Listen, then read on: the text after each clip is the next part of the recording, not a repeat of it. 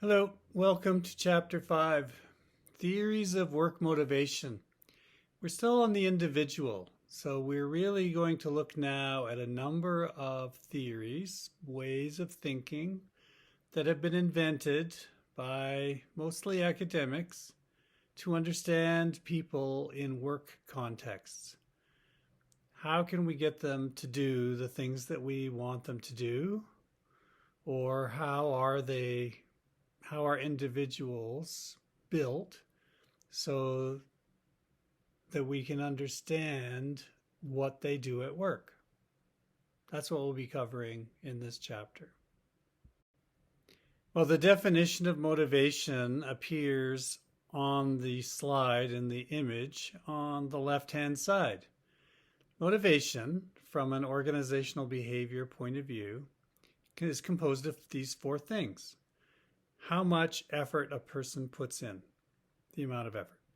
How does that effort persist, which also means how does it get started and what makes it stop. So those are both persistence. Direction of effort. How is the effort focused?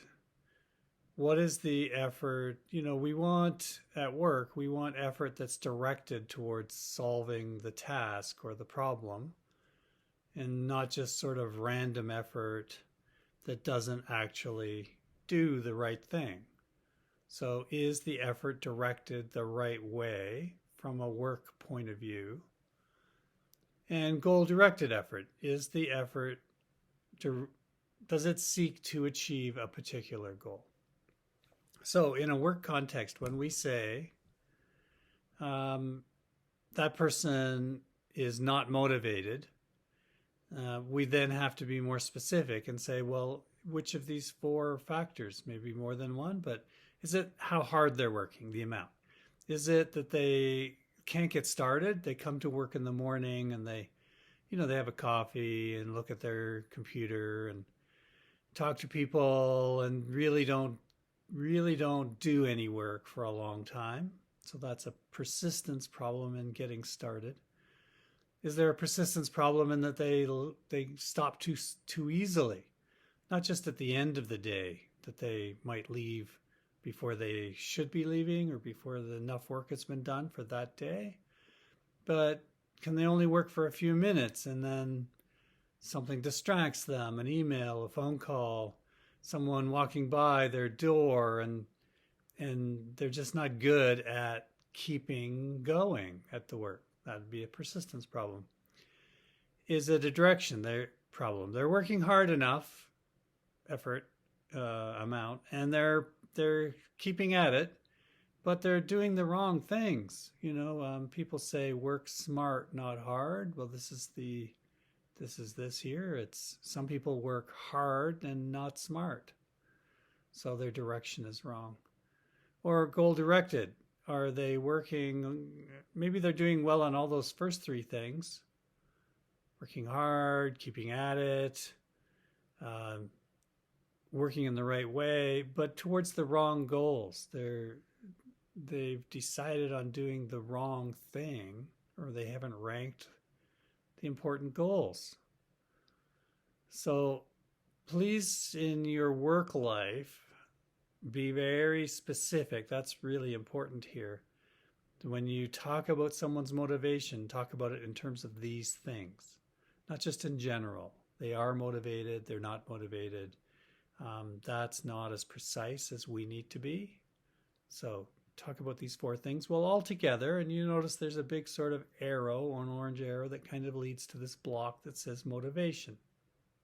So that's the summary. Somebody who does these four things to varying degrees is motivated. Okay, good. And motivation leads to that blue block performance. Blue block performance. Motivation leads to performance. We're sure of that.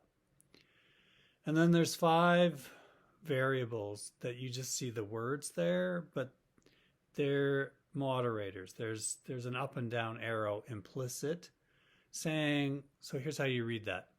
Motivation leads to performance, but not always. Well, here are the 5 but not always reasons.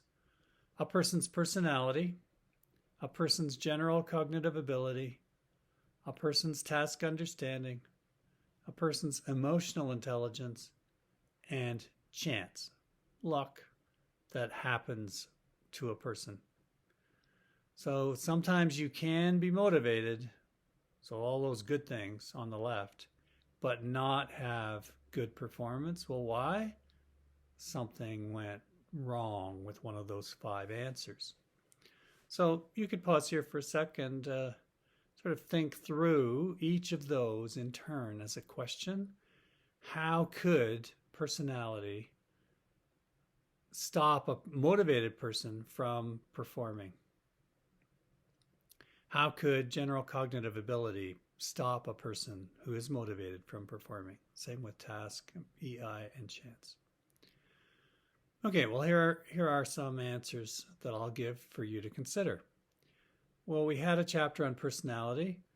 So a person could be born with or have developed personality traits that aren't helpful in a particular work context or several work contexts. A person who who has a locus of control that's external. They're just sort of built that they think bad things happen to them caused by others, and so even though they're motivated to do the work, they just have this personality sense that people are out to get them, and it's a mean world and they're out to get me. So it doesn't matter how hard I work, and maybe they don't perform as well as they could. So all the personality variables we talked about before could come in there. General cognitive ability. So that's called G. It's a little letter G in psychology terms, meaning general intelligence. So it's kind of like, how fast does a computer run? Well, these days, I don't know as much, but I think computers generally run pretty fast. But, back in the day, there were like the 286, 386, 486, and then the Pentium, that was the 586. Each time there was an upgrade in that computer system, the chip, it was faster. And if you ran the same program, word processing or something, doing a search or a sort, and we're not connected to the internet really at this point, so that's not a variable. It's just the internal speed of the computer. So a 286 running the exact same program takes longer than a 386. And it's not like they both can't do the job. It's one takes longer. So a lot of intelligence tests are like that they're speed-based. How fast can you solve problems? Some aren't. So general cognitive ability. Well, the idea here is that's not a personality. That's an individual attribute, and some people think faster than others, and so they have higher general cognitive ability. So someone who has lower G, general cognitive ability, they might be motivated, but they can't do the job. They can't perform, at least, maybe not in the time that's required. They're just not fast enough. Or maybe the job is so complex that they don't have enough G to do it. So law school, for example, there's a test, the LSAT. Business school, there's the GMAT. Medical school, the MCAT. These are all sort of versions of intelligence tests. And many times you get admitted to a program partly based on your score on one of those tests. Here at the U of A in law school, it's 50% LSAT score and 50% grades. Your last 60 credits, I believe. And then they rank the candidates based on these numbers, and they kind of admit from the top down until they've filled how many students they want. So why does general cognitive ability matter for a lawyer to be? Because it's complicated. It's hard. And You have to be smart to be able to do the work. And if you're not smart enough, sometimes you just can't do it. That's the idea. So you might not like that a lot, but that's the idea. Task understanding. That one's pretty straightforward. Somebody's really motivated. They really, really want to do this job, but they don't know how. So actually, that person causes a lot of problems because they're doing a lot of wrong things. They're just messing everything up. Going back to my welder example, I've got a welder who doesn't know how to weld properly and is really motivated, gung-ho, let's get in there and do some welding. And they just mess everything up. So now you got to fix it, which is really hard. So that's a person with low task understanding. Emotional intelligence, we're going to get to in a couple of slides. So, that'll be described more fully there. Basically, it's the idea that beyond cognitive intelligence, there's this other factor. How well do you understand your own emotions, others' emotions, how that matters at work, how to notice when someone is getting upset, for example, like maybe a client, how to deal with that person getting upset so they don't get any more upset and maybe get less upset so that the problem doesn't escalate. So someone can be motivated to be, let's say, a car salesperson, working in a car dealership, and they really want to do well, but they're not good at understanding clients' emotions and needs.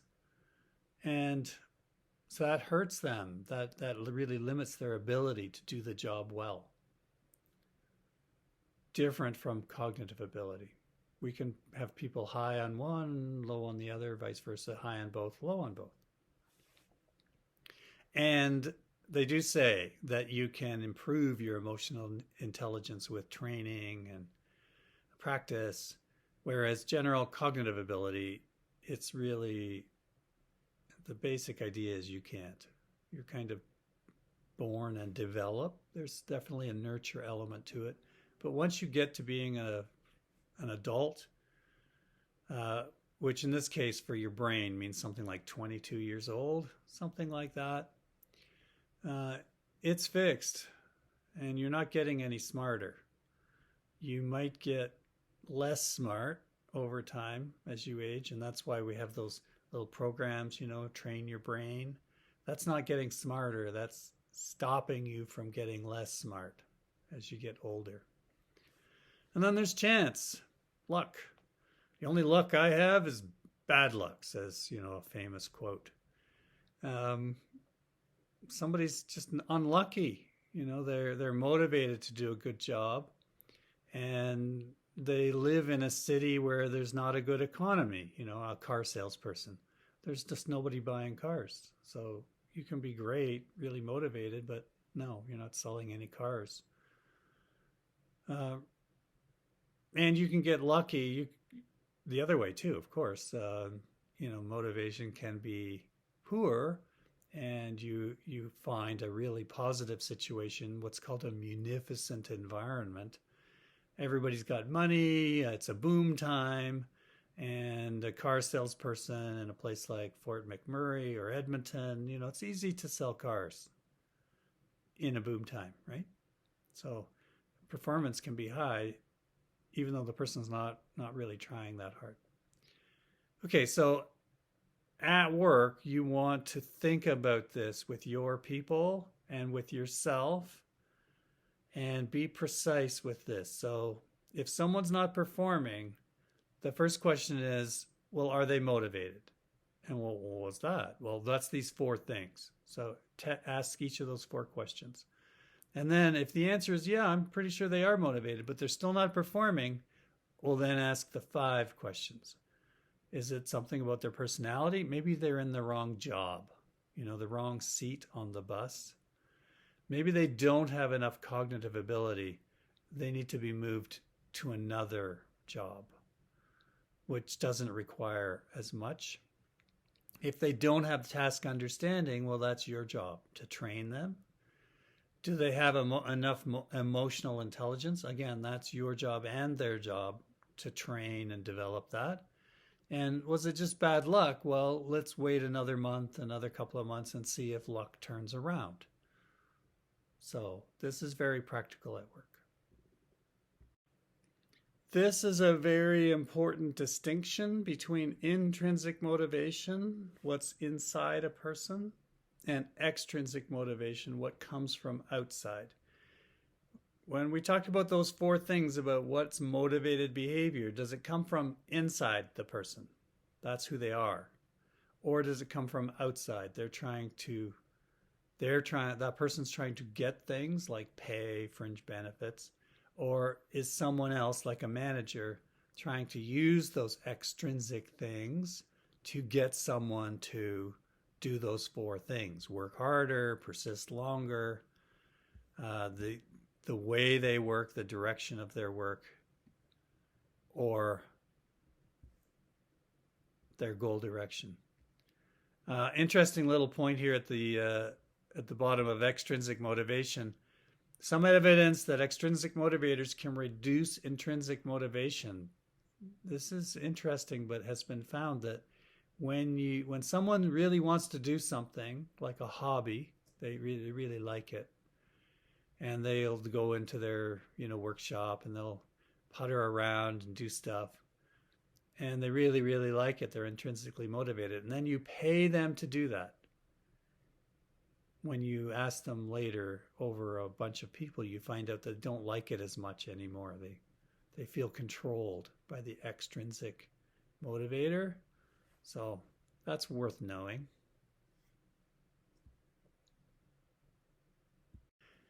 This is the emotional intelligence model, and as you see in Exhibit 5.2, it's based on Meyer and Salovey, the academics who invented this. Remember, basically all management theories are invented. It's not like, I was going to say real science. It's not like people say hard science like physics. We basically think that physics has like real laws that always work. And I think I know just enough physics to know that that's not always true. But that's the, chemistry. Let's go to chemistry. You take different elements and you put them through some kind of a process and you expect to get the same result. It's like law. I can't think of the way to say that. There's a law, like Boyle's law. The amount of pressure, air pressure in a container is a function of, and there's these different variables, and it's law-like. I think that's what I was after there. But these models are invented by academics, so take it that way. They're trying to help us understand something. And here what they're trying to help us understand is that your emotions and knowing what they are and how to manage them and perceiving them in others and how to manage them in others will be a factor that affects work performance. So talked about that a bit earlier. That's all I think you really need to know. As this says, it's sequential steps in a hierarchy. So you start off with, can you understand your own emotions and others? Can you perceive them? Like, oh, that person's angry. Oh, that person's sad. Some people can't do that, which surprises me, but some people just can't. You say to someone, I'm really angry. And they're like, what? What? I didn't notice. You didn't notice my voice was raised? You didn't notice I was speaking more quickly? You didn't notice I was looking at you more intensely? You didn't notice? What? They don't get it. And then the next step in the hierarchy, using emotions to facilitate your thinking. So, I don't know. That one's kind of complicated. Yeah. I've always been confused by that one. Understanding emotions, emotional language, the signals conveyed by emotions I think that one makes more sense. And then the top level. So it's like we go through these levels according to their theory, and we get to the very top, and this person knows how to manage my own emotions. Like if I'm a salesperson and I start to feel myself getting a bit angry because someone just kind of insulted me, I'm able to say, okay, let that go, push it down, deal with it later, when I'm at home with the punching bag. But now just, push it down, let it go. And managing the other person's emotions. So salespeople, for example, might want to get someone excited and look at this new car. Isn't this a sweet ride? Wouldn't you love to be seen in this? Think what your friends would say. Trying to get them excited, because people who are excited and happy will make decisions, without really thinking as much, which is maybe good for a salesperson.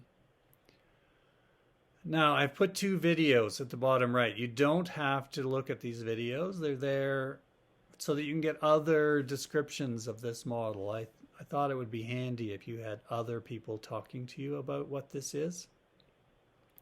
One's from the Harvard Business Review and one's from Mind Tools. These are short. I don't remember exactly how long, a few minutes each. So you could look at those, but it's not required. We now have need theories of work motivation. Maslow, Alderfer, McClelland, and self-determination theory. We're going to look at those one by one. Maslow, I've rated it here as number 2 on my personal top 5 management theory list. So someone once asked me, what are the top 5 theories in management? Remember, it's theories. And I created a list. It's just my list. It's just like someone saying, what are your 5 best songs of all time? What's the number 1 song you like the most? And 1 to 5, so that's what I've done here. Also based on some evidence, like what evidence do we have that these theories help? So that would be like, for the record example, that would be like, well, what were the sales? But it's not totally based on that. So this is number 2. And if you've ever seen Maslow before, which I'm sure a number of you have, it's shown as a pyramid with 5 levels. Here it's just shown as layers. And the idea is that all of us as humans have needs built in. It's genetic, it's who we are as humans. And this theory is from like the 1940s, Abraham Maslow, and so it's been around 80 years. That's a long time. So the actual evidence is not very strong for Maslow's hierarchy. And if you look it up on Wikipedia, which of course there's going to be a long thing there describing Maslow, and I might have looked at it briefly, but I haven't gone through it.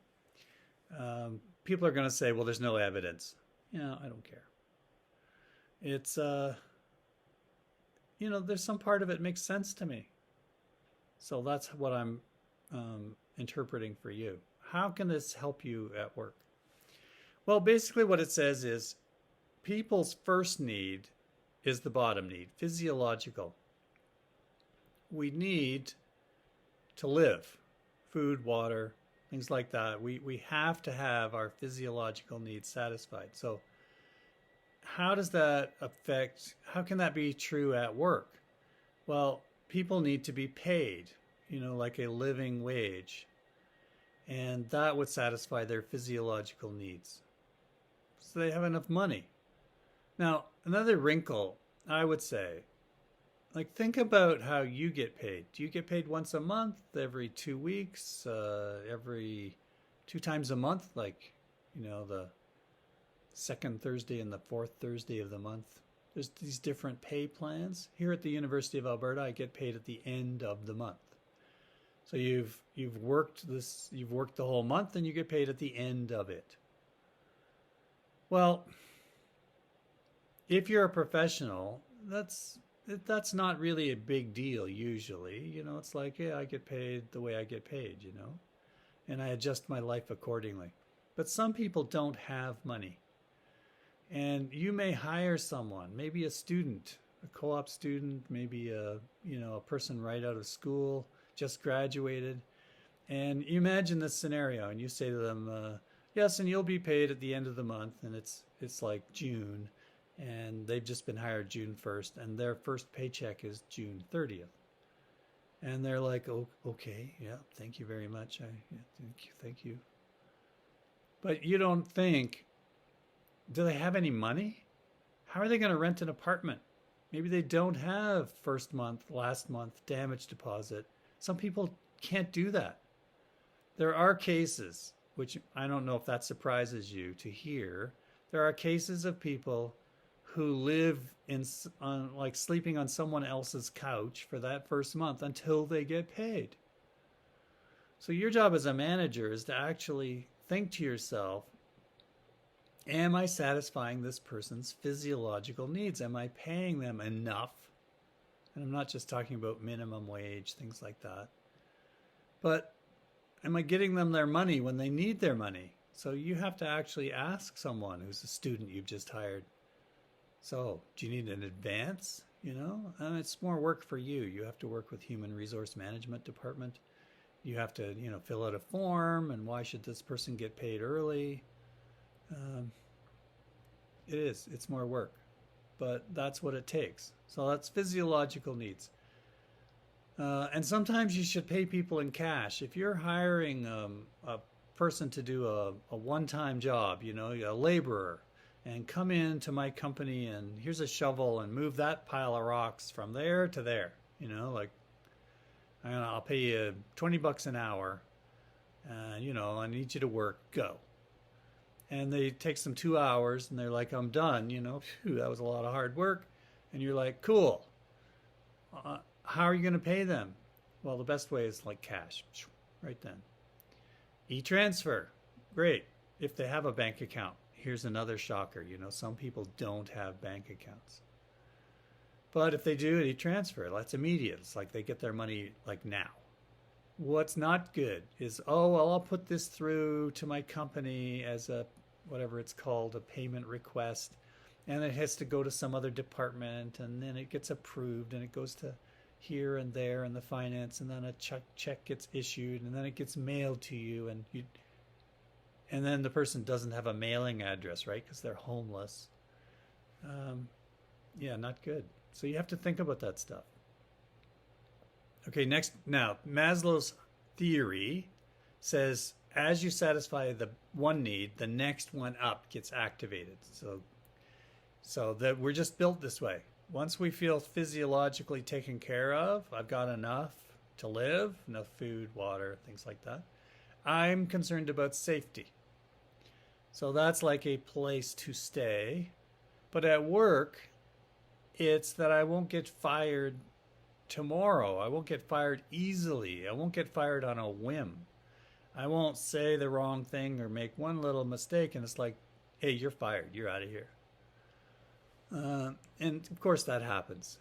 In some countries, in some organizations, that's the way it is. And people just live in fear of their safety, of being fired in this case, losing their job.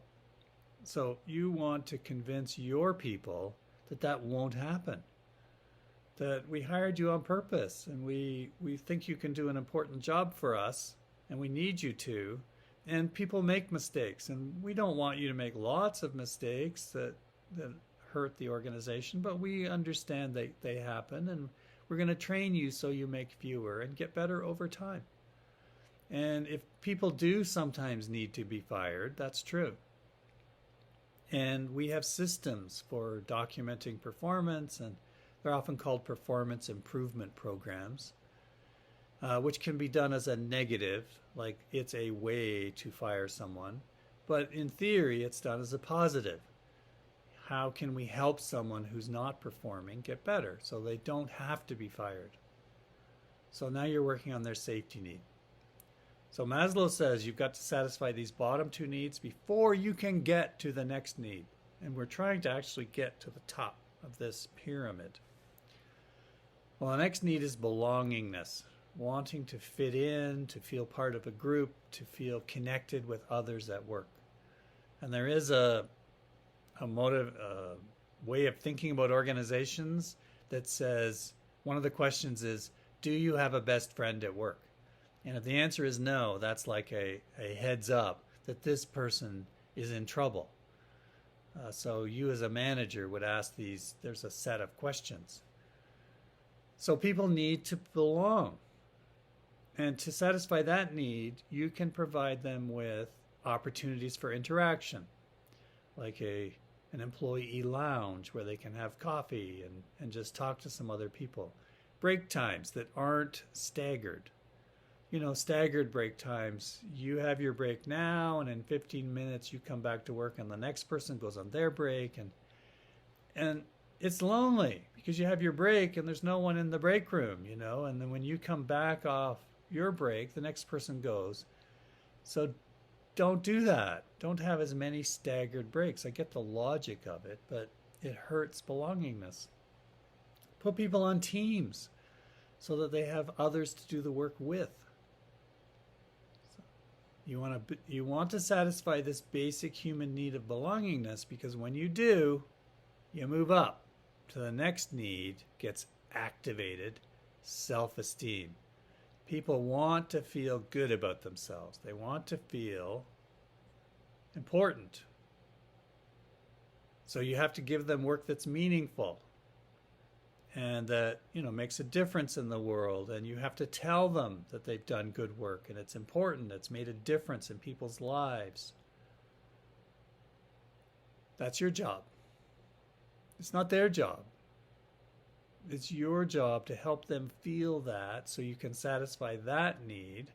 And then the last need is self-actualization, that they become more of who they are as a human.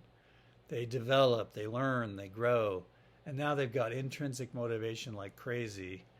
And you don't need to manage them so hard because you've helped them work their way through these steps of the pyramid.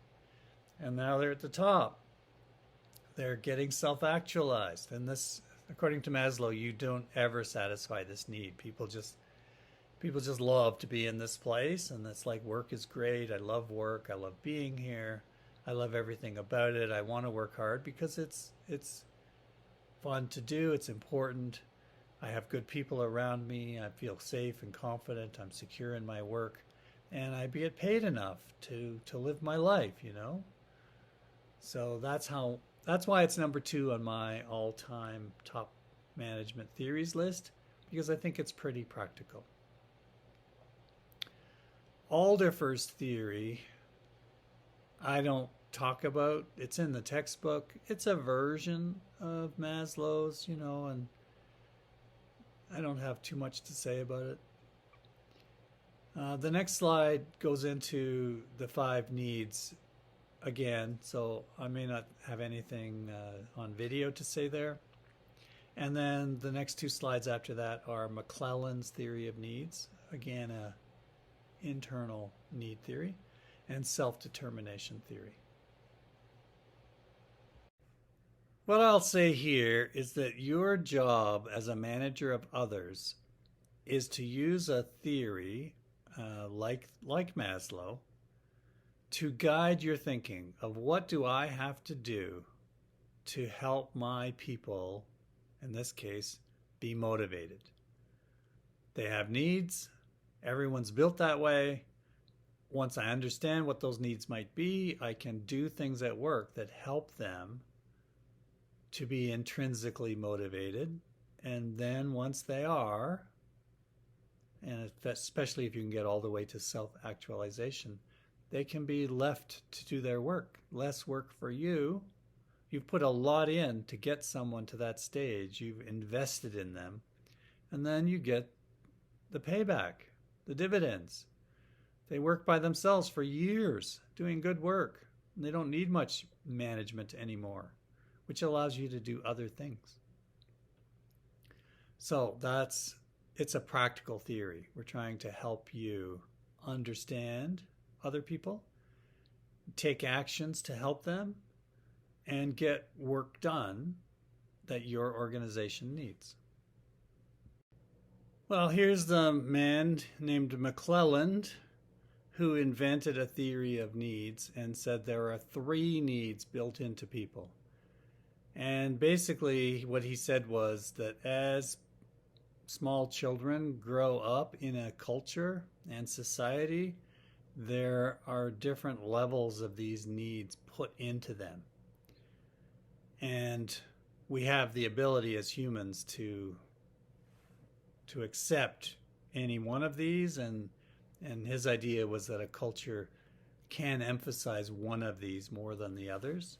So you can kind of see it in a whole culture that they have the people in general have one of these as a strong preference.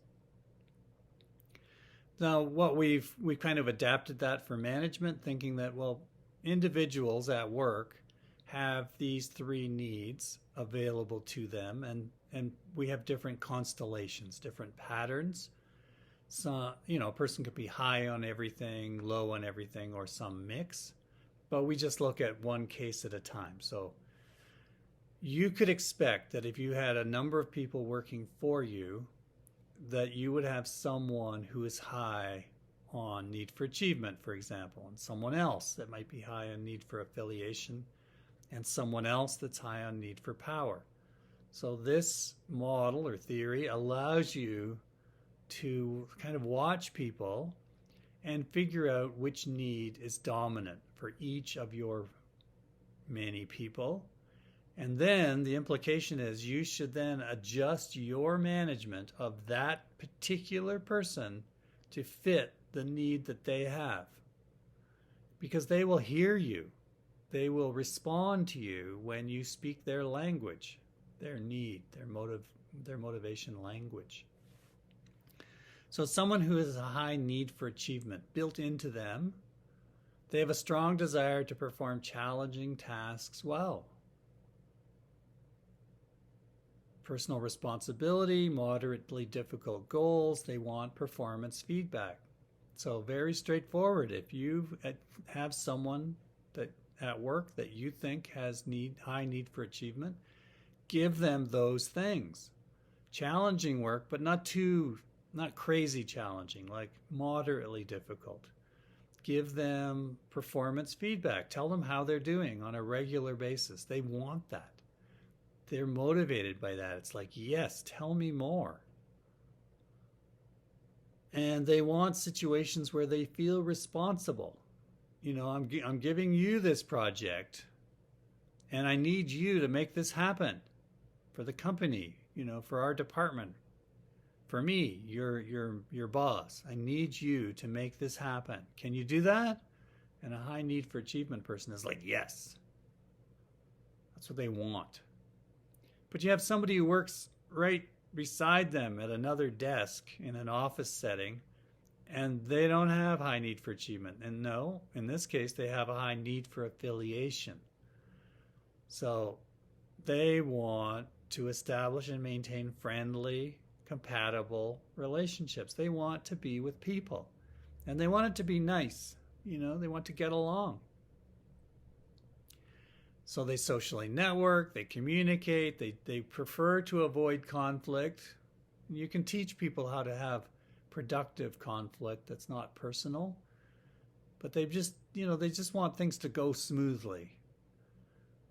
So there are some jobs that suit that person. It says here social work, customer relations. You could give them that kind of work where they get to have those social relationships that they want. That will make them happy and productive and motivated. Giving them challenging work, like the first person, that's going to scare them. Maybe you could give it to them if they're in a group, because then they can feel the affiliation of the group. That might work. And the last category, you might have one or more people in your group or team that has a strong need for power. So what does it say? A strong desire to influence others, to make an impact. Now they seek that out, these chances to influence and impact what happens next. They want to be the captain of the team. They want to be the president of the community league. Now, sometimes the bottom point, they do this for themselves. They just have to satisfy this need for power that's built into them, and it's not. No, they're not trying to help the organization. They just have this need to do it for themselves.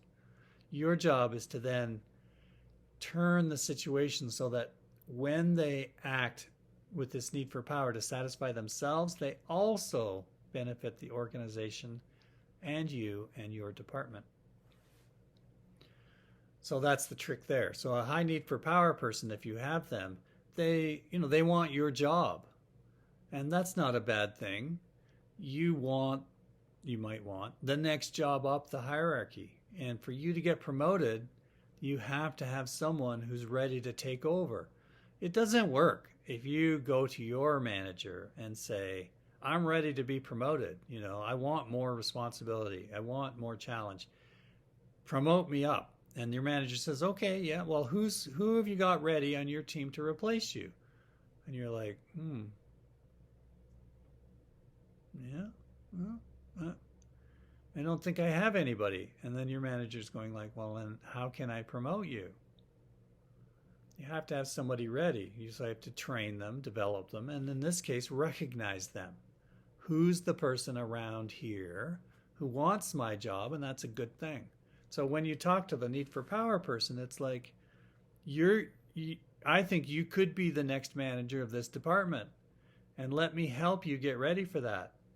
And part of that is like, I need you to do part of my job. Now, a person could make a mistake and say, well, I should be paid more if I'm going to do part of your job. And you're like, no, this is training. You should want this.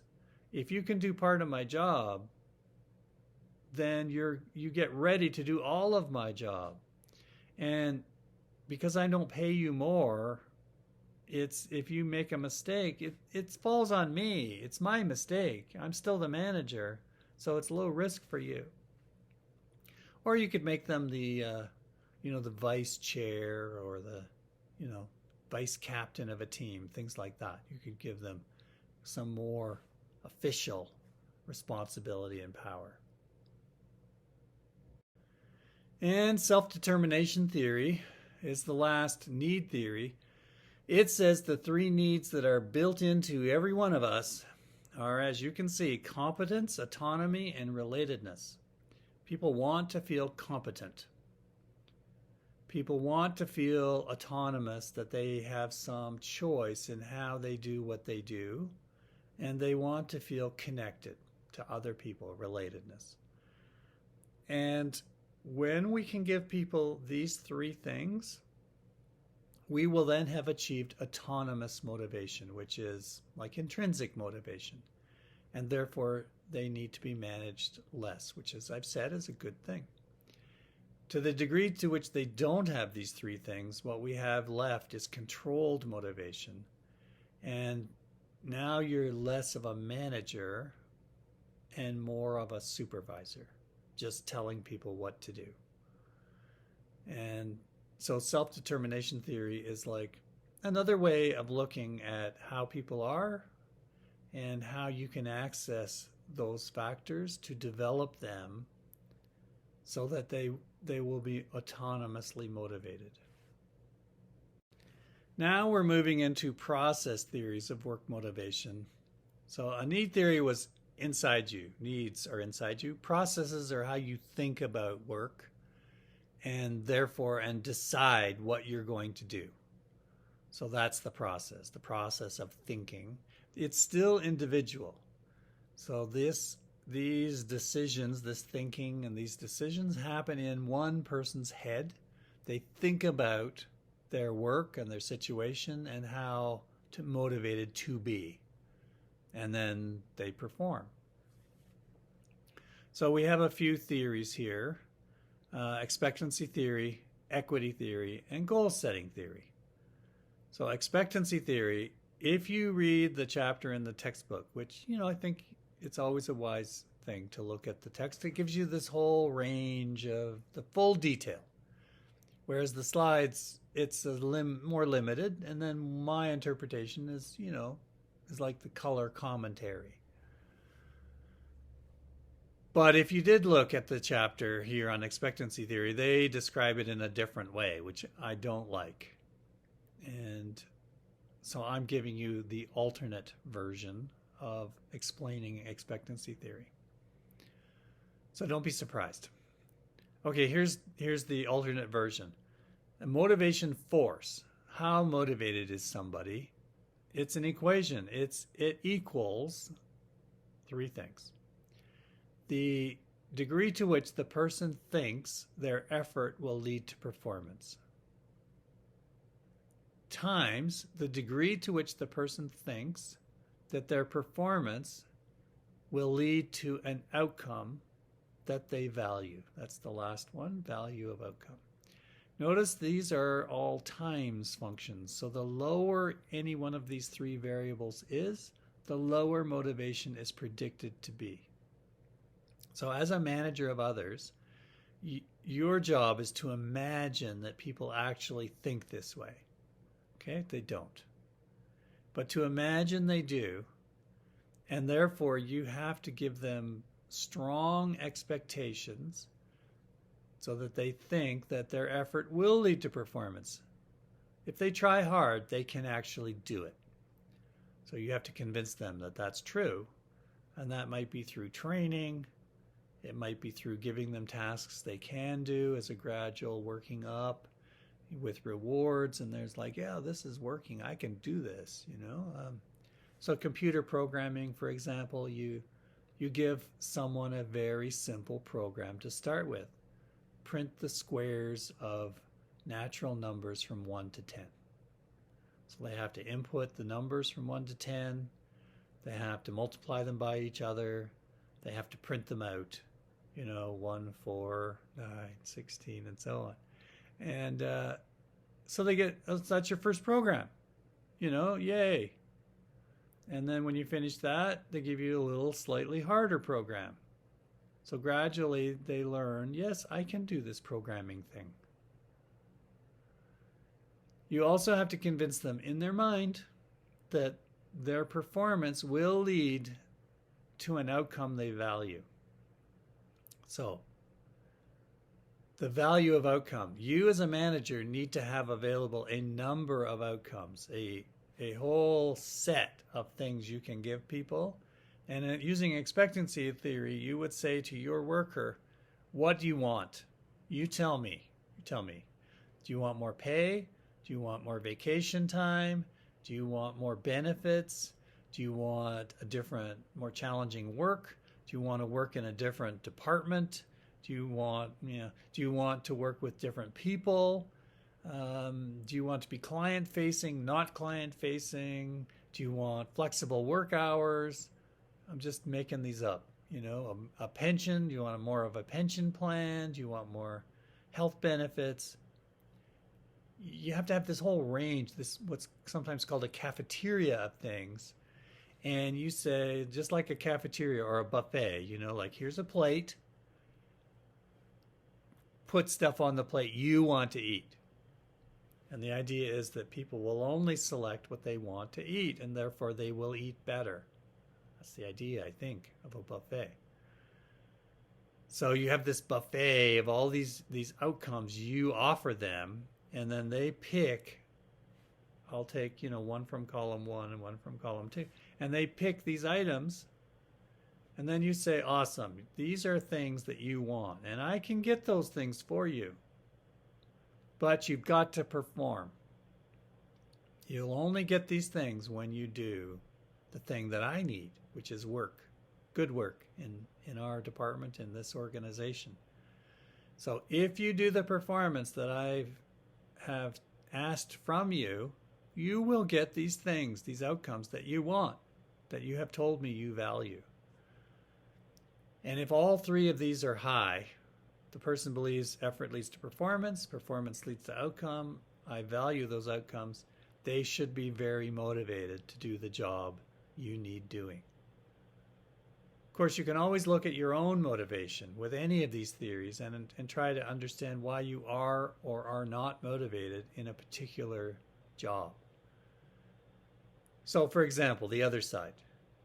Motivation force may be low for you or for one of your people if they don't, number one, they don't think they can do it. I can work really hard, I just don't think I can do it. So their effort leads to performance expectancy is too low. Or they think that their performance will not lead to the outcome. Some people believe that their manager cannot identify good work. You're not skilled enough to know when I've done good work. If you're a professional who's worked in an organization, you may have had a manager, a boss, who is not technically competent in that particular area to your level.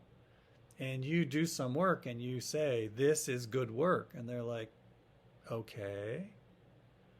You know, like they have no way of knowing if you're lying to them. And therefore, they kind of don't believe you. So that will decrease your performance leads to outcome expectancy theory. Expectancy.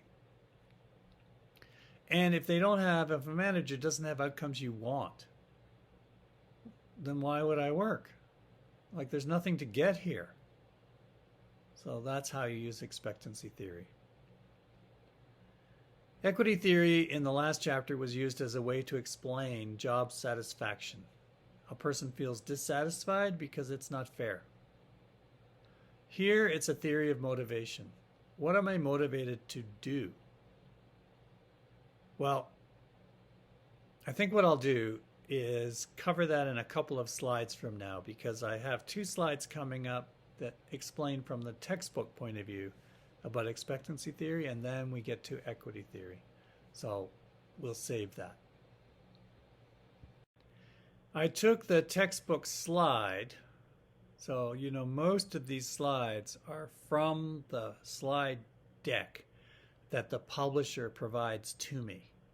And then I adjust them for my purposes. And usually I leave them pretty much alone because I want, in the sense of what they're saying, because I want you to hear the textbook's point of view. And then I give you my point of view, so you kind of get both. But in this case, I've changed a little bit because they look at expectancy theory a slightly different way. So I did make a few changes here. But the basic idea, expectancy theory boost. How can you boost, increase? Effort leads to performance. An arrow is always red, leads to. E is effort, P is performance. Effort leads to performance. And how can you do that? Proper equipment, training, demonstrating how to do the work, explaining how you evaluate performance. That strikes me as performance leads to outcome. And listen to employees' problems, okay, because maybe you can fix problems that they have. Clarify the link between exerting effort and achieving performance.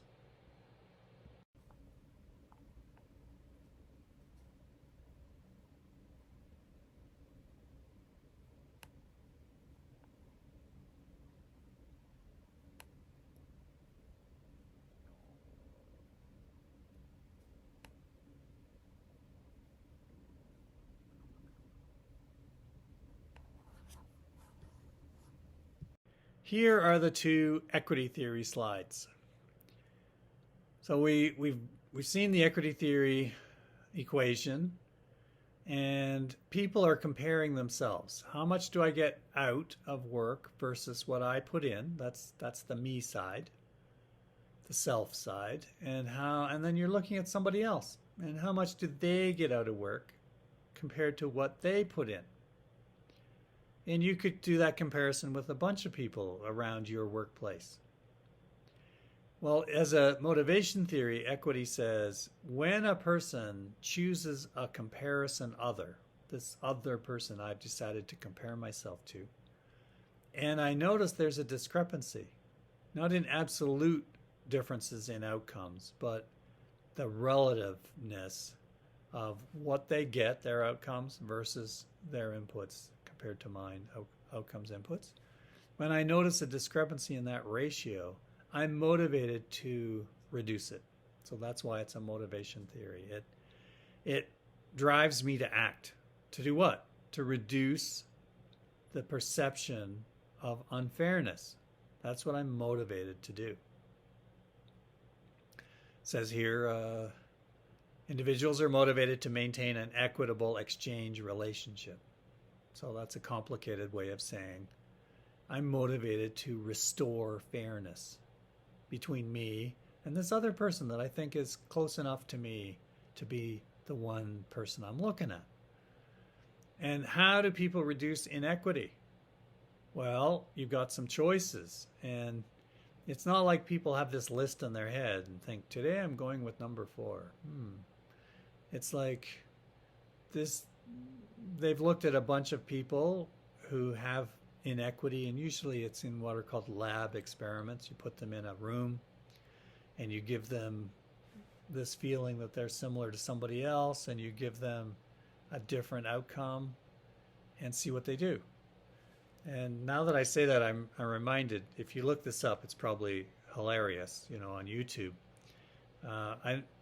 Animals who are kept in research facilities for experiments, they are very, they're in this cage like all day, every day, all their whole life. So they're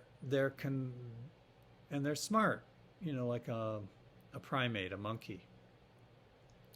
And they're watching, everything that's happening. And, there's these stories of a researcher is on a break, and has lunch, and there's these grapes, and takes a grape and goes over to like maybe his, favorite monkey subject and gives the monkey a grape, and the monkey's like, cool, eats the grape. And let's just say monkeys like grapes, because you have to pick something that they want. Well, the other monkeys are looking around like, what? Like that one, and I don't know how they have names for each other. That one got a grape, but where's my grape? So they feel inequity. And what I've read about is that they get very upset. And they're going to take action. So you need to know that. And not like you'll ever be in a research facility with all the monkeys in cages, but you don't get very close to those cages when they're upset. So that's just came to mind. Well, I like to think in equity theory, and I don't think this is in the textbook. It's not. But my way of thinking is that when people seek to restore equity, there's a first choice. And the first choice is they attempt to alter their own outcomes. So typically in equity theory, it's underpayment. You're working at a company and somebody's working right beside you, and you're doing some kind of, data entry. You're sitting at a keyboard typing in information into a database. It's a very routine kind of job. And you're talking, and the other person casually mentions something about going to buy a dress for a wedding they have to go to, and you say, well, that's probably going to be expensive. And they're like, oh yeah, I think I can afford it, $20 an hour. I think I'll be okay. And you're like, $20 an hour? I make 18. Do you make 20? Oh, never mind. I didn't mean to say anything. Just, let that go. Never mind. Because they're worried, that there's going to be a problem. And they kind of let it slip, and they shouldn't have said anything because there's pay secrecy maybe, and that comes up later. So the person who feels underpaid now, hey, we're doing the same job, and you get $20 an hour and I get 18. It's like, that's not fair. And if we work 7 hours a day, that's $14 a day, and that's lunch, free lunch every day. That's not fair. Well, what would that person do? Well, what I think they would do, this is me personally. I think the first thing they do is they go to their manager and they say, hey, I have good reason to believe that some workers here get paid $20 an hour, and I know I get paid 18, and that's not fair. And I want you to make it right. And I want $2 more an hour, like now. And of course, I don't know how the manager's going to react. It's like, what? What? You heard what? Who did you hear that from? Get out my little pad. Tell me, who did you hear that from? I'm going to write it down. That's just my imagination of what a manager would be like. So I don't know what the manager's going to do here. But equity theory says they're not going to stop there. If the manager says, no, I can't, there's rules, we don't have enough money, it's a bad economy, blah, blah, blah, no. Then the worker's going to do something else. Equity theory says they're not going to stop. So what's next? Well, I think what's next, they might try to alter the others' outcomes. That's number 2. Yeah, that's not going to happen, right? But maybe. Then maybe they say, well, if you can't pay me 18, you should take the people being paid 20 and cut them back. Yeah, that's not going to happen. But it's in their head. That's a possibility to restore equity. They could, back to number 1, this person is like this is all happening in their head, right? Okay, if you're not going to pay me 20 and it's not fair, I'm going to cut back my input. And that'll make the ratio fair again. So I actually saw this live. I was a computer programmer working in this organization. In Toronto, I was working, and we got our pay raises. And the guy beside me says, what did you get? And it was like, it was a low number. It was like 2% or something. And I said, I got 2%. And the person said, what? Well, that's not fair. I got 1.5. And I'm like, I don't know. Like, maybe you have more base pay than I do, So I don't remember what happened next. But I do remember he got out his pencil. And he was furiously calculating. There were no calculators, as I recall. He was furiously calculating. And I'm saying, what are you doing? And he says, hang on. And he had all his numbers, And then what he said was, okay, I've got it. I've got to work 8 minutes less in the morning and 6 minutes left in the afternoon. And I'm going to do that by taking 4 minutes longer at lunch and a 2-minute longer break. And, it was like that. And then after that, he was like, he would come back from lunch, like we had to be back at work at 1 o'clock, and he would sit at his desk, and it's like, okay, it's 1 o'clock, back to work. And whatever I'm doing, I'm a computer programmer. I'm working on my computer program, and he's sitting there with his arm crossed. Yep. And then 1:02, okay, back to work. And he just he would take longer breaks, and he would purposely cut back his inputs because that's fair. I think this comes up later, but people can actually also steal from the organization to make it fair. Like, you're cheating me out of my pay, $14 a day. I'm going to make it right by stealing $14 a day worth of stuff. And they might add it up over a week, 5 times 14, $70, like I'm going to steal that thing, that stapler, or that thing that I think's worth $70 to make it right. And in their mind, they're not stealing. They're just making it fair. So you can imagine workers doing that. They will also do damage, if I can't get the $70 you owe me, I will cause $70 worth of damage. And so you're paying me one way or the other. People, this is all in people's heads. So they think stuff like this. And equity theory helps you understand how people think. And this is all of us. You might think this way, I might think this way. Equity theory explains how we might think in order to, and act, in order to create fairness. So number 3, perceptually distort your own inputs or outcomes. So you can kind of change your mind. It's like, you know what? I don't have as much inputs as the other person, and you kind of make it right in your mind so you can live with the unfairness. Because it's not unfair anymore. You've decided it's not. You can perceptually distort the inputs or outcomes of the other. Now, sometimes it's real. The person has more inputs that you didn't know about. They have certifications, qualifications, maybe a degree, something that you didn't know about that they're being paid for. They can choose another comparison person. It's like, yeah, I'm not comparing myself to that person anymore. It's just not working. I'm going to compare myself to someone else. So I think I mentioned the military example, that people in the military might be underpaid compared to other people in society for the same kind of work. But their comparison other is the military person right beside them. And, they know they each get paid the amount they do. And it's okay because it's fair just for us. So they don't compare themselves. Somebody in, a dentist in the military gets paid some amount of money. I don't know what it is to be a dentist. And they compare themselves to other dentist buddies that they hang out with in the army. And it's like it's fair. But they don't compare themselves to their other dentist friends from dental school who have their own businesses and who may make more money, net. Because that doesn't help me thinking about that comparison.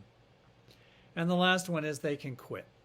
When inequity gets to the point they can't reduce it, solve it, they'll just quit. So you as a manager want to know how people perceive their jobs and who they compare themselves to and if they feel it's fair. And you can ask them these kinds of questions. And if you hear that, hey, it's not fair, you can kind of work through, well, who are you comparing yourself to? And what are the outcomes you get? And what outcomes do they get? Maybe they're just wrong about the outcomes. Maybe they don't know about some inputs that the person has more experience. You can work through with the person trying to figure it out. And if you find there really is inequity, you can attempt to solve it. So these are things that you can do.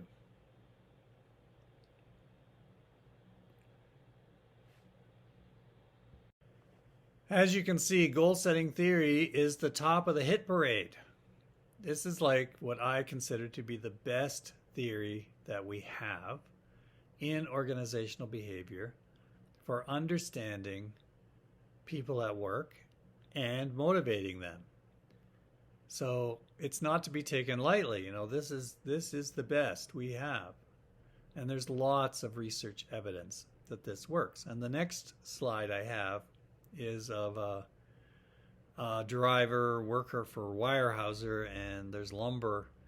And there's famous study in organizational behavior of using goal setting with people loading these trucks for shipping lumber and getting the weight right, because there's certain weight limits that you're allowed on roads. And they're on a weigh scale, I guess, as they're being put on, or maybe the weigh scale comes later. Yeah, I think that's how it works. And they use goal setting theory as a practical tool. How can we set goals or have people set goals to get the weight as close to the maximum as possible, but not over? And it turns out that when you set these goals properly, the people who are loading logs onto trucks are actually quite good at figuring out which logs have to go on, and a bigger one, a smaller one, and if they're motivated with these goals, they can do a really great job. And then the truck drives off, and it gets weighed at a weigh station on the highway. And if we're over, we have to pay a fine. And if we're too far under, there's no fine, but hey, we're wasting, fuel and the cost of the driver because we could have carried more. So they can measure over a whole bunch of trucks, how close did we get to the maximum without going over?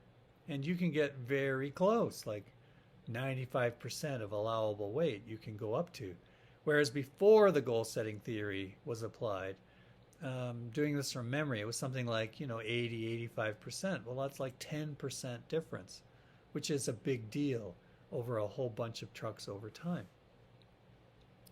So goal setting theory is all about setting goals, objectives, what to do.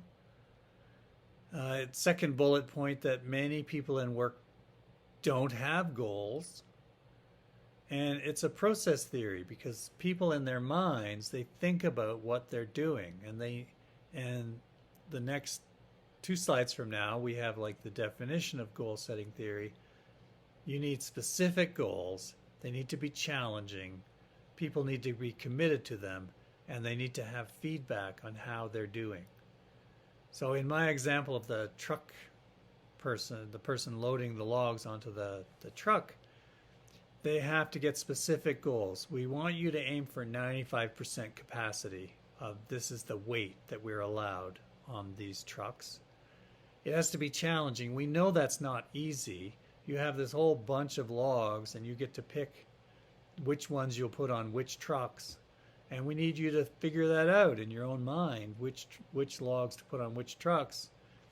And you only get, one truck at a time, so you have to kind of hold logs back. And we know that's not easy to do.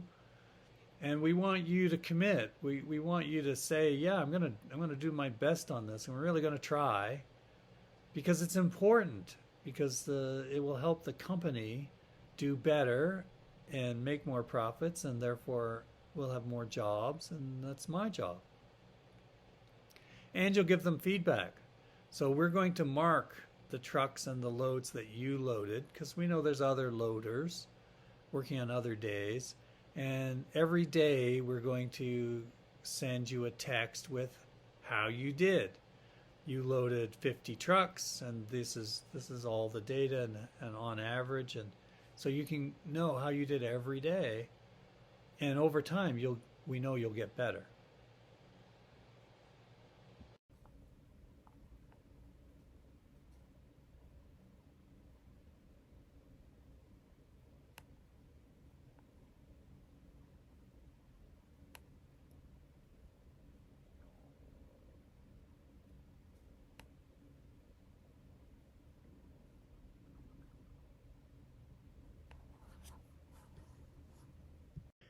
We've got a lot of slides for the rest of this chapter on goal setting, and so that's how important it is.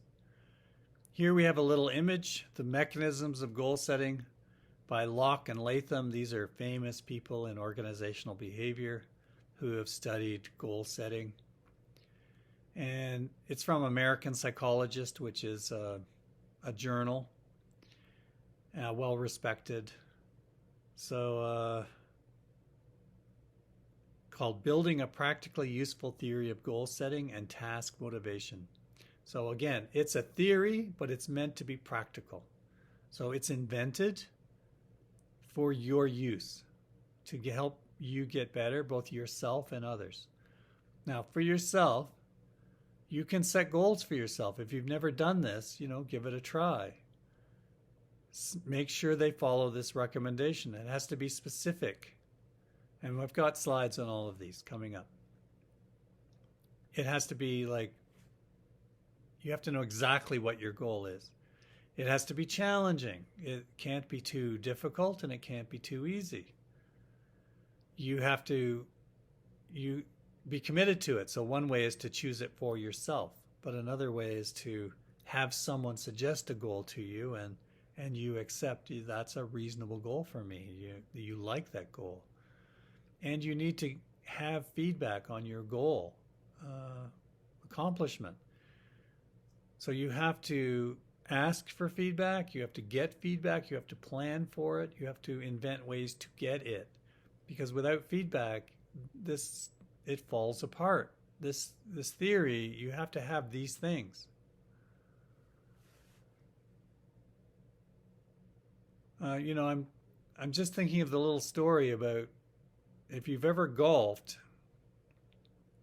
when you go up to the green with other people, sometimes a person's golf ball is a long way from the hole. And I've noticed some people will walk up and they won't even try really. They'll just sort of hack at the ball and send it towards the hole, and there's no attempt at really trying to sink that putt. It's just too far. They think it's impossible, so therefore they give up. They don't try. They would rather not try and miss badly than try and miss. So you have to treat a situation as worthy of your effort and setting the goal to get. In this case, you need to set the goal, I would say. Instead of saying here's what I would say. Instead of sinking that putt from like 40 feet away, which for an amateur is unlikely, very, very unlikely.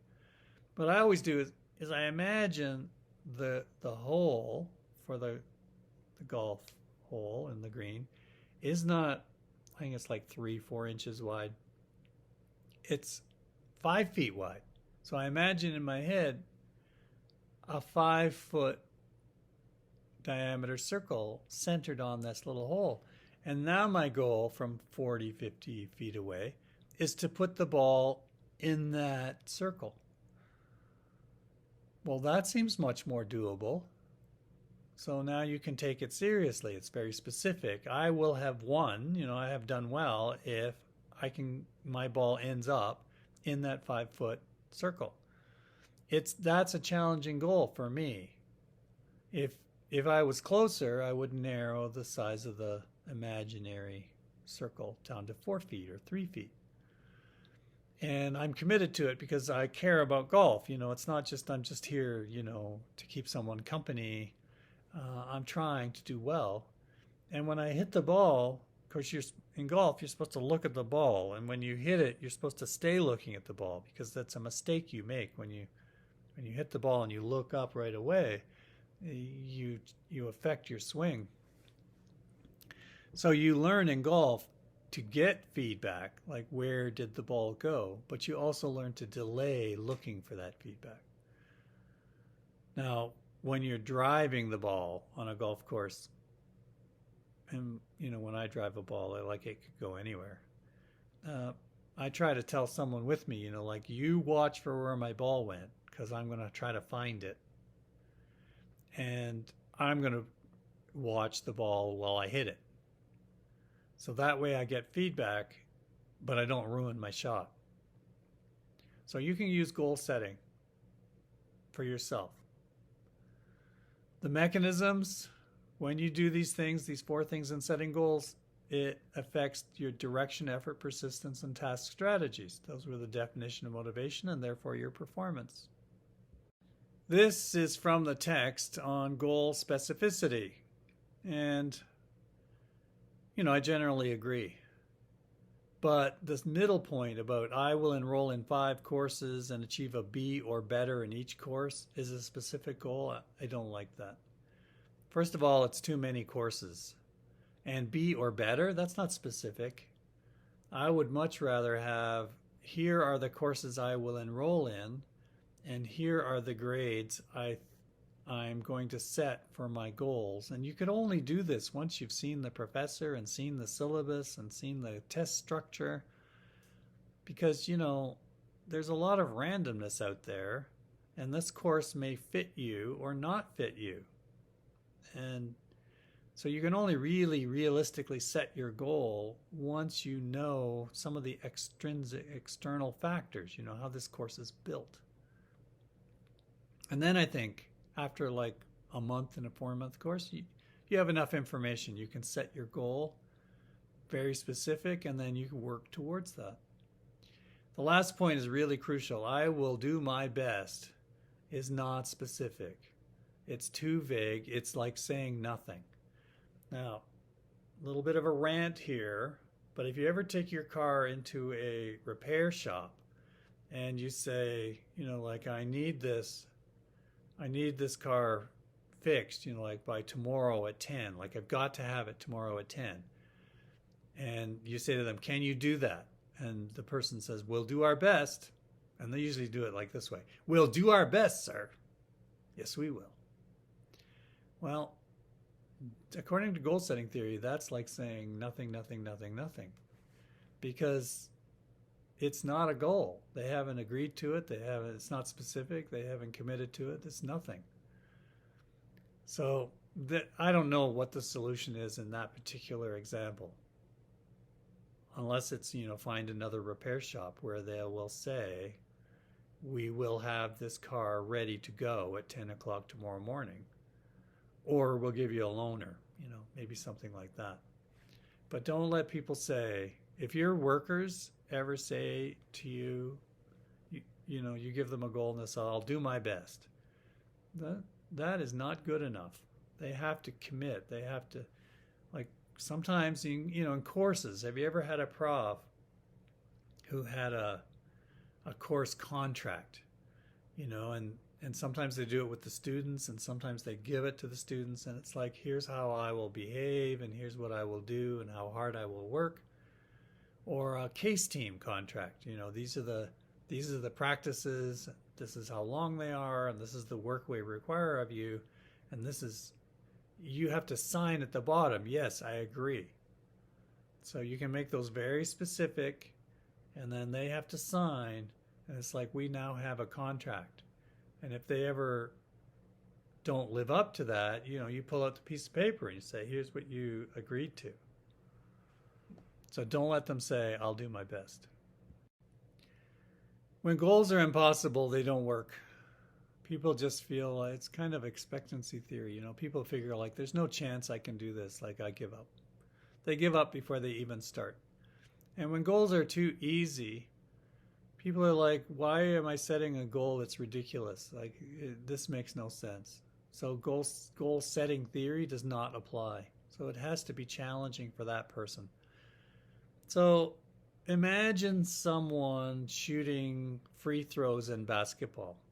And we've got a decent gym floor and we've got a net, hoop and a net at regulation height and everything. So all the conditions are adequate, like they're good. And the person's got a decent basketball. It's inflated to the right pressure. So I'm trying to eliminate all the external factors, right, for performance. And we want to set goals for people. So we want to get people better at shooting free throws. So we give someone a basketball. Well, how would you do that?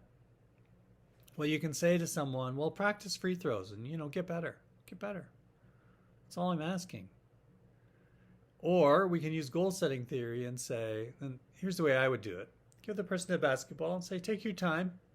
I want you to shoot 10 free throws, and I'll get the ball and get it back to you. And you just stand there at the line.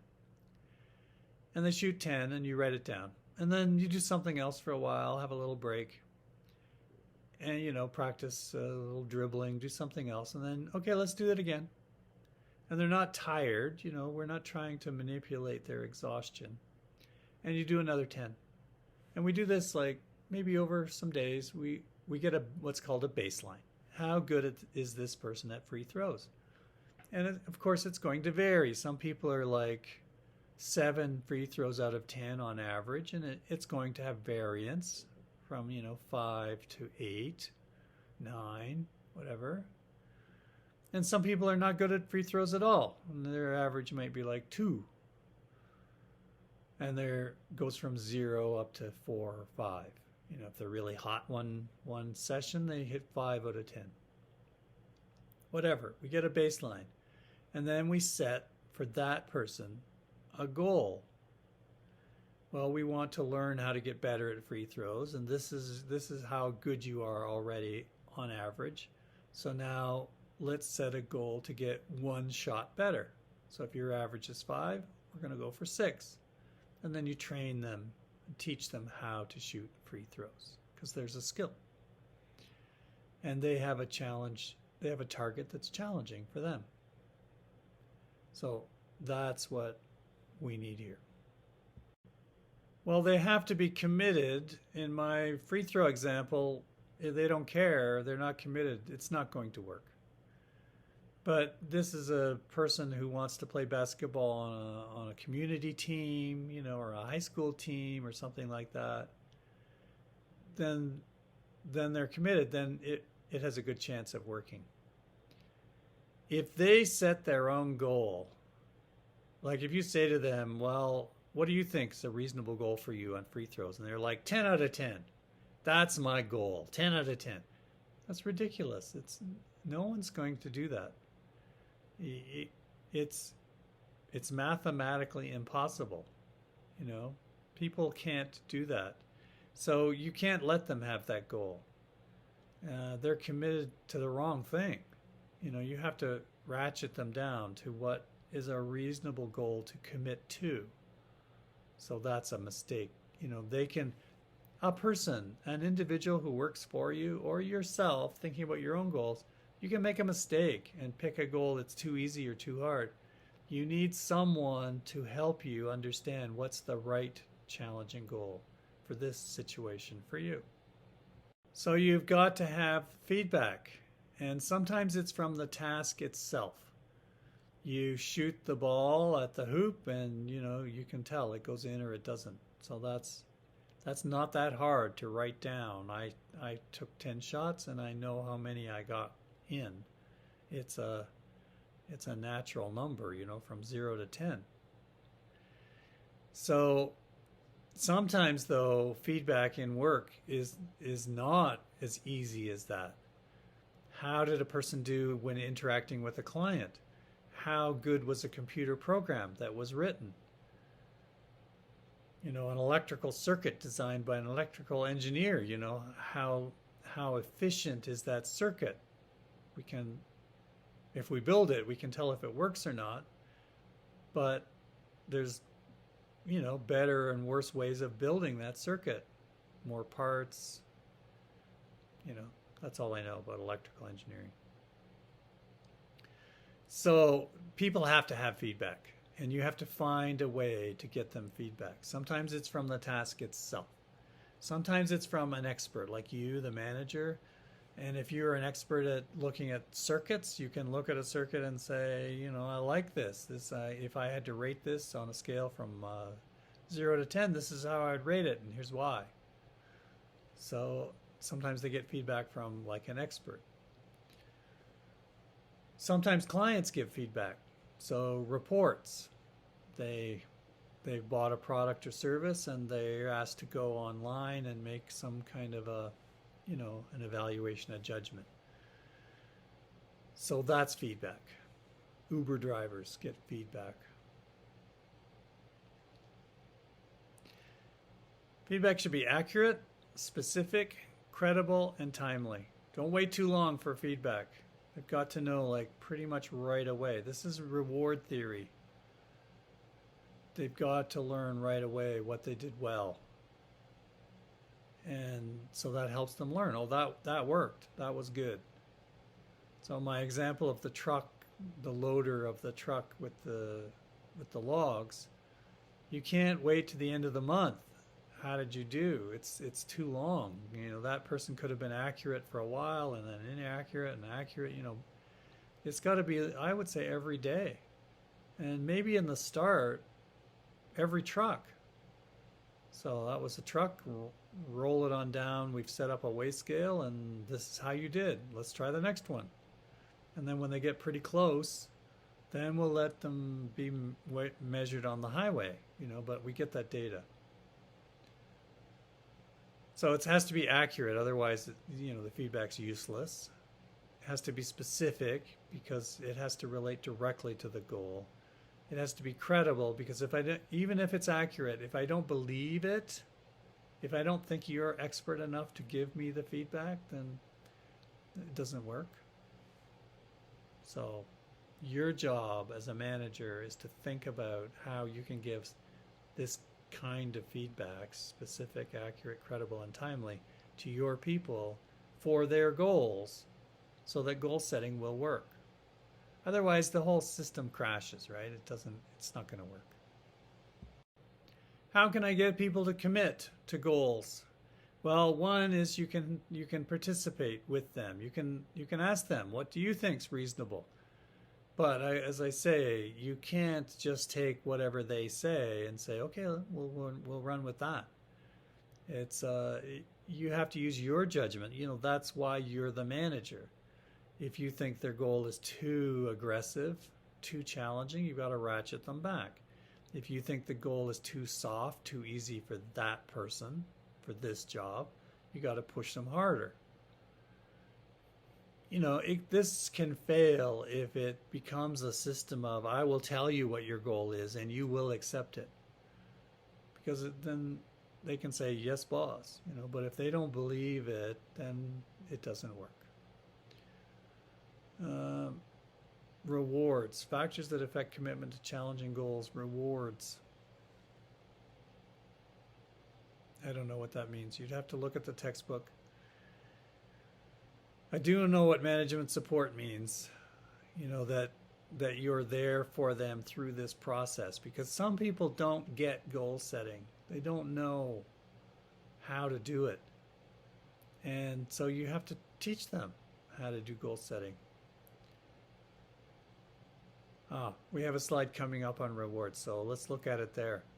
There's a website called Pomodoro, which means tomato in Italian. And this is a goal-setting system where you buy a little timer that looks like a tomato. It's a twist timer, It's got a spring, you twist it and it goes tick, tick, tick, tick, tick. And it's a whole system of setting goals, setting your timer for blocks of work. So you'll set a goal, I'm going to work for 15 minutes. And you've got a piece of paper, and when you've worked for your 15 minutes and the timer goes off, you can put an X. That's a little reward and at the end of the day, you've got all these time blocks that you plan to work. And when you've got X's in them, you can say, yes, I achieved that goal. So management support means that sometimes you have to teach people how to do goal setting. And you can look up Pomodoro. I think it's w's.pomodoro.com, something like that. Well, what this slide is saying is, importantly at the bottom, sometimes when you participate with your people in setting goals, the difficulty goes up. Because people at work, part of them wants easier goals, because then the chance of hitting it is higher.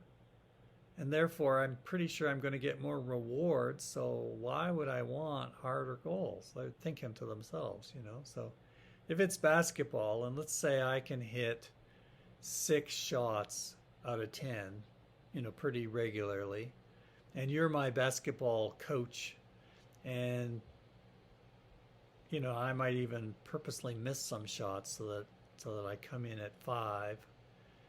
And I get you to agree on 5, and then we all sign off. Yep, that's a challenging goal. Yeah, for sure. 6 is the challenging goal because, as you can see, I can only shoot 5. And then when I shoot 6, and I haven't changed, I was always able to shoot 6. I get the reward, and it's like, that was good for me. Yay for me, because I got the reward, which is what I'm after. So that's kind of misuse of goal setting. And people are going to do that kind of stuff. So your job is to know them well enough to know what they can really do and push them a little bit harder to pick a goal that really is challenging for them. So for me, that's 7. So that's what it means. What I think this means is you don't have to give rewards to people to get them to commit to goals. That just having the goals in itself is motivational. And that if there are rewards, that should be a supportive thing. Everything's complicated because sometimes people will go for the reward just for the reward's sake, and they don't care about the goal. So it is going to be complicated, but essentially the message is that goal setting in itself is going to work. And then rewards should tend to follow. But but just as a natural progression. You know, I achieved that goal that was really important and that was challenging and that I was pushed to do, and then I get some rewards. Well, that's nice. You know, as opposed to here's a reward, you have to achieve this goal to get that reward. Sometimes for some people that might be difficult for them. And the textbook is saying here that if you're not supportive in this goal setting endeavor, the whole system this comes crashing down. If you're coercive, if you don't reach this goal, there's going to be trouble. You know, then people are like, they're scared now.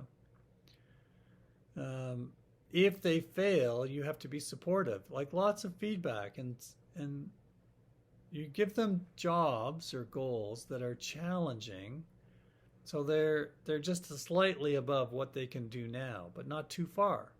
And then you give them the training and the support, and they're supposed to succeed like 90% of the time. That's reward theory, you know, that they're used to succeeding because you've given them small challenges that they can do, and they do them. But sometimes they don't do them. You know, 9 out of 10 success means 1 out of 10 failures. So sometimes they fail, and you have to be supportive.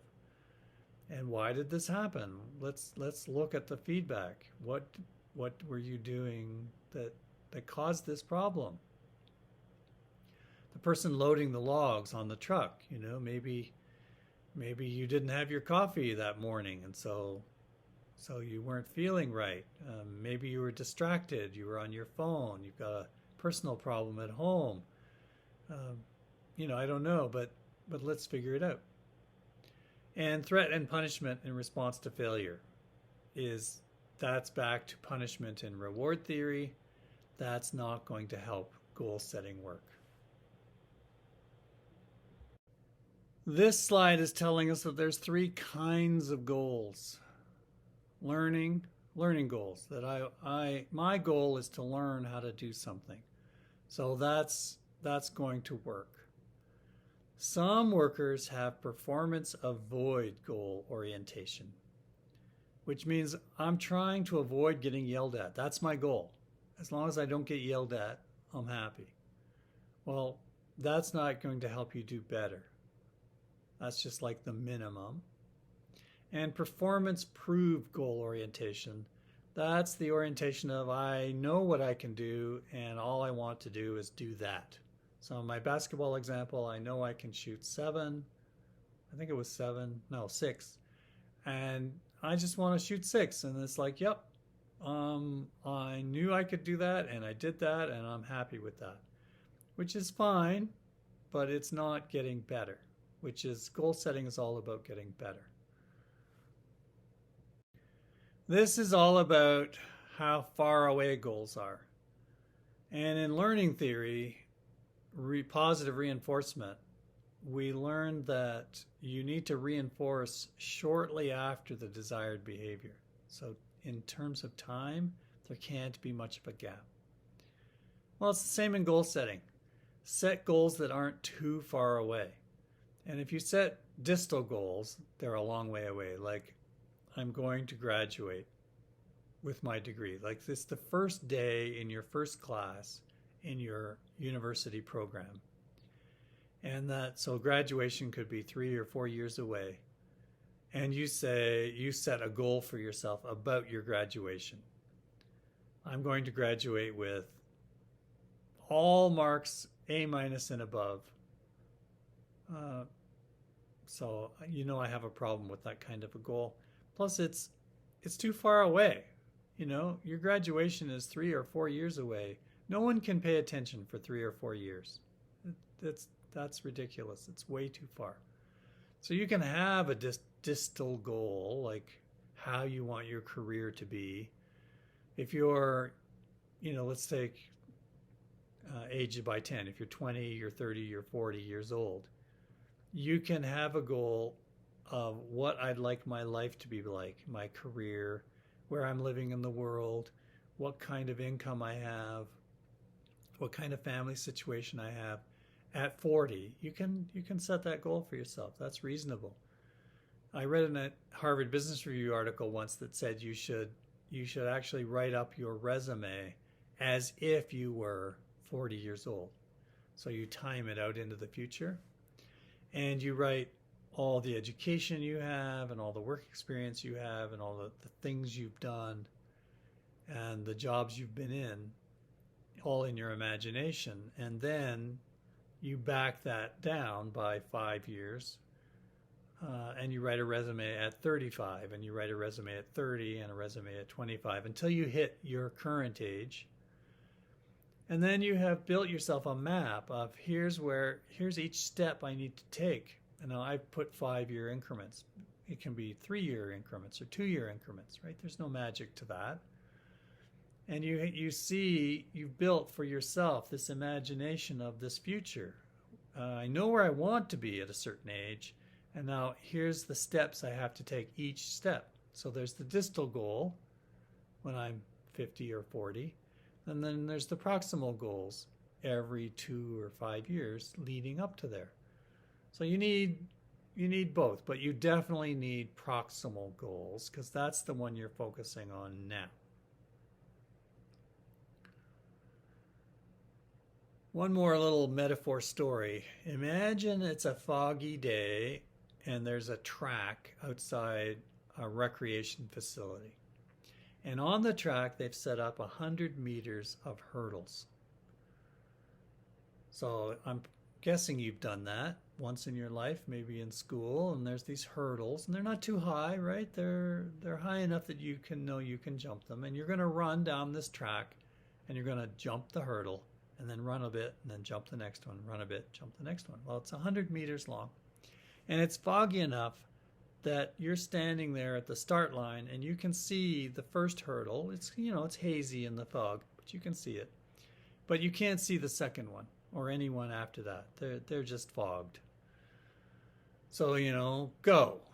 And off you go. You're running, and you jump the first hurdle, and then as you land, you can just see the next one. And then you're running, and then as you jump that hurdle, you land, you can just see the next one. So the metaphor is that life is like that. That there are hurdles in life, or you could say goals, that you see for yourself. So by doing this course, you're in a university program, and you see, for instance, one hurdle is getting your degree. But you can't really see through the fog of the future what the next hurdle is after that. But there is one. And it's a mistake to think once I achieve my goal, everything's golden from there. Everything's smooth sailing. I'm going to really mix my metaphors. Everything's easy from there. No, there's another hurdle. There's another goal. And that's the way it's going to be your whole life. And that's how it should be. That's the way life is. So this whole thing about seeing your future and setting their goals, distal down to proximal, that's like saying, I realize there's 10 hurdles through my goals, through my life. I'm going to imagine what my life is at the 10th, and then what my life is at each hurdle all the way back to where I am now. And so even though it's foggy and I can't see them clearly, I know they're there, and I've set them for myself. But right now, I'm focused on the hurdle that's in front of me. You can't jump the 10th hurdle until you've jumped the first 9. So you focus on the proximal goal, the one that's right in front of you. You do your best, you run, you jump, you're with nice form, you clear that hurdle.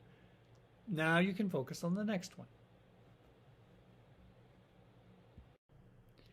We have a few more slides on goal setting theory. Here is the practical application of goal setting theory.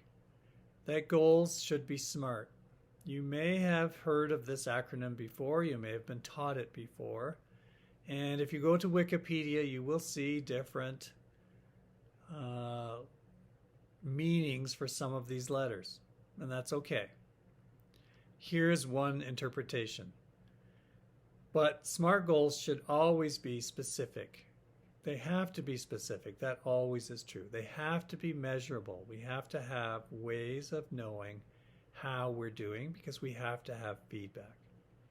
They have to be attainable. We've talked about that they have to be challenging, but not too challenging, not too easy. They have to be relevant to the work at hand. You can set goals that don't connect to your job and to what the organization needs, and that won't be helpful.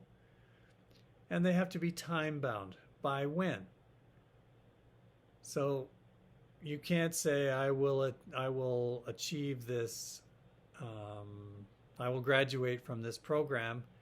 You have to say by when, because especially for like PhD students, their programs can go on, and many PhD students never graduate. And one reason might be that they didn't set a hard enough time goal for their graduation.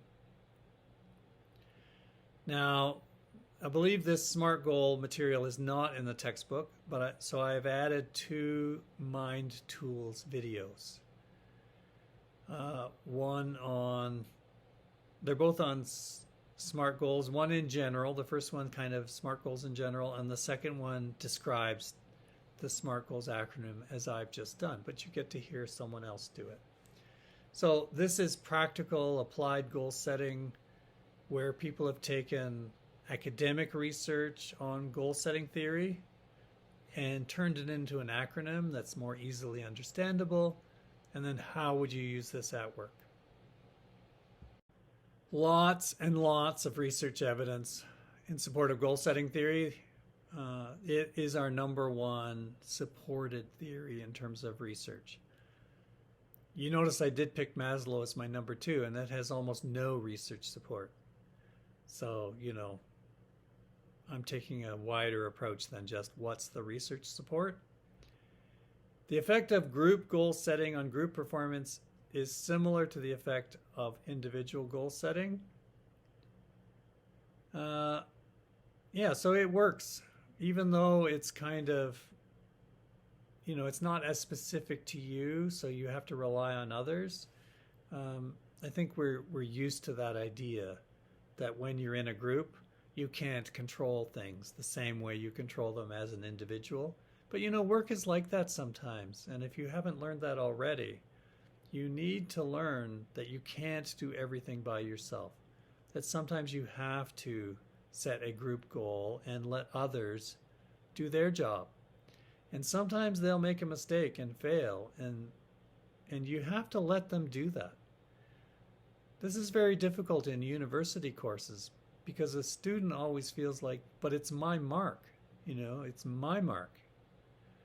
And especially younger students will take the approach of, I'm going to do the work because I need this group project to do well and I can't rely on my group members, so I'm going to do it.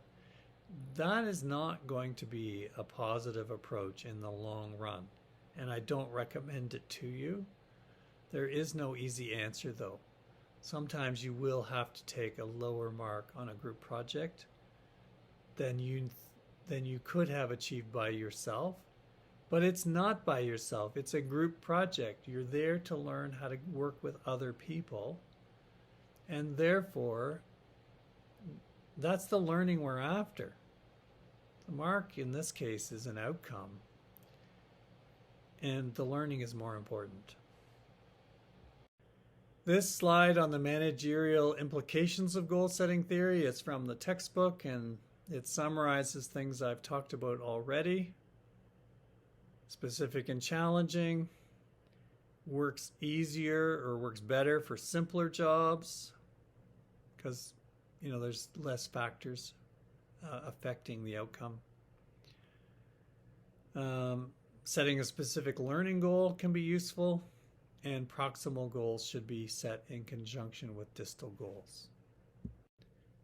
And goal setting theory works everywhere. It is a theory of motivation that It doesn't matter where in the world you are, it's going to work. But you do have to tailor the approach to the particular culture. And one of those key factors is how individualistic or collectivistic is the culture. When it's individualistic culture, then individual goals are the way to go, because individualistic culture people especially don't like group goals. So they might work, but not as well. And in collectivistic cultures, setting individual goals is a mistake because they see the world as a group activity. We do this together. And so we need a group goal. We all win together. And cultural blinders often leads to motivational errors. You're an American Canadian manager who goes to Japan and you use your goal setting interpretation to motivate your people without adjusting to the fact that they see this as a group endeavor, and you're surprised to find that it's not working. Goal setting is not working for you. So this is why. In the textbook, there was this picture on the left of the 3 police officers. And they have a badge on their shoulder that says OPP. Now, I'm from Ontario, so, this struck me right away. I was born in Ontario and grew up there. And OPP is Ontario Provincial Police. So here in Alberta, we use the RCMP as our provincial police. And then a city like Edmonton would have city police. But in Ontario, the small communities, they use the OPP, not the RCMP. I think there's still some RCMP, but it's not the same. It's not like here in Alberta. So there is a provincial police force, as well as a Toronto police force, a Hamilton police force, and so on. So that's the setup. So when I saw this, it just struck me that people wouldn't necessarily know what OPP is. And then I remembered Paul McCartney in the Sgt. Pepper cover has an OPP crest on his outfit. And, I always wondered, why was that? So I looked it up online, and there's some controversy.